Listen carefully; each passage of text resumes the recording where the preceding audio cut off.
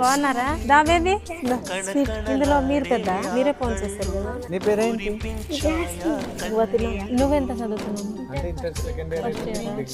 మీ చెల్లెలు 6వ తరగతి, ఇది థర్డ్. ఇంతవరకు మీ అమ్మే చూసుకున్నారు. మీ అమ్మ చనిపోయి ఎన్ని సంవత్సరాలు అవుతుంది?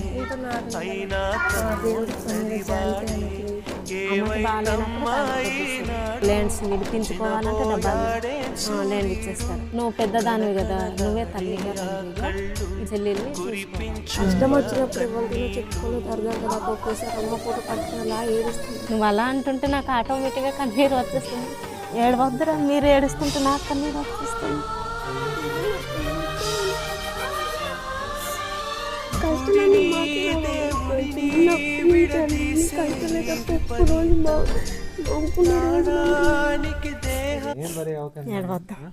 ఏడవద్దు, మేమున్నాంలే. సొంత అన్నదమ్ముల్లాగా మీకు తోడు ఉంటాం, నువ్వేం భయపడకు. ఇప్పుడు నుంచి మాకు కూడా 4 చెల్లెళ్ళు ఉన్నారని మేము చెప్పుకుంటాం.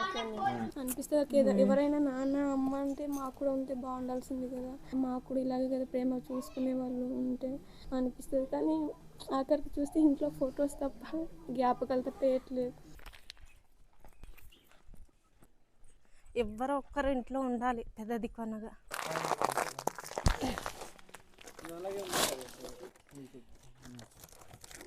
అమ్మ, మీరు ఇలా ఉన్నారని తెలిసాక ఇది వచ్చేసి రవికుమార్ గారు, ఝాన్సీ గారు పంపించారనమాట.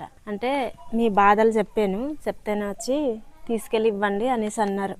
చెల్లి, ఇప్పుడు ఎమర్జెన్సీగా ఏం అవసరాలు ఉన్నాయో నువ్వు నిర్మోహమాటంగా చెప్పు. బాత్రూమ్ కూడా లేదన్య, వర్షాకాలం వస్తే రేకులు కూడా కారిపోతుందన్య.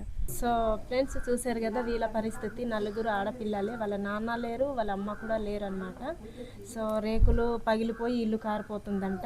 ఆడపిల్లలు కదా, బాత్రూములు కూడా లేవు అనేసి అంటున్నారు. మీరు ఎవరైనా సహాయం చేయాలంటే నేరుగా వచ్చి సహాయం చేయవచ్చు, లేదంటే మాకు కాంటాక్ట్ అయినా వీళ్ళకైతే చేసిస్తామండి.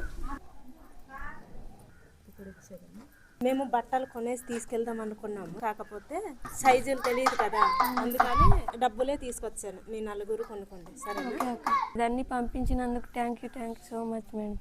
అదే నేను అమౌంట్ ఇచ్చాను కదా, అదైతే వేస్ట్ పనికి వాడకుండా మీకు ఏది అవసరమో అది దానికి యూజ్ చేయండి. ఈ 4 పిల్లలకైతే మీరు పంపించిన అమౌంట్ అయితే చాలా ఉపయోగపడిందండి.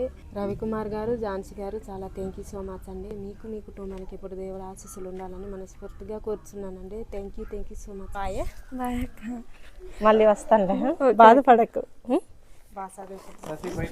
నువ్వు నా కూతురులా ఉన్నావే.